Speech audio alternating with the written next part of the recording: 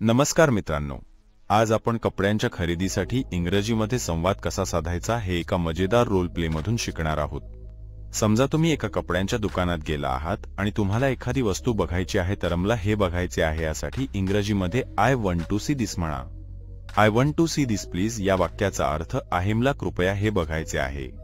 आता दुकानदार तुम्हाला विचारतील तुम्हाला काय पाहिजे। याला इंग्रजीमध्ये what are you looking for असे म्हणतात। What are you looking for sir madam? या प्रश्नाचा अर्थ आहे तुम्ही काय शोधत आहात। जर तुम्हाला एखादा ड्रेस किंवा शर्ट खूप आवडला तर मला हे आवडले असे सांगण्यासाठी आय लाईक इट वापरा। Oh I like it, it's very beautiful, म्हणजेच ओह मला हे आवडले, हे खूप सुंदर आहे। एखाद्या वस्तूच्या रंगाचे कौतुक करण्यासाठी याचा रंग चांगला आहे। कलर इज नाईस असे सांगा।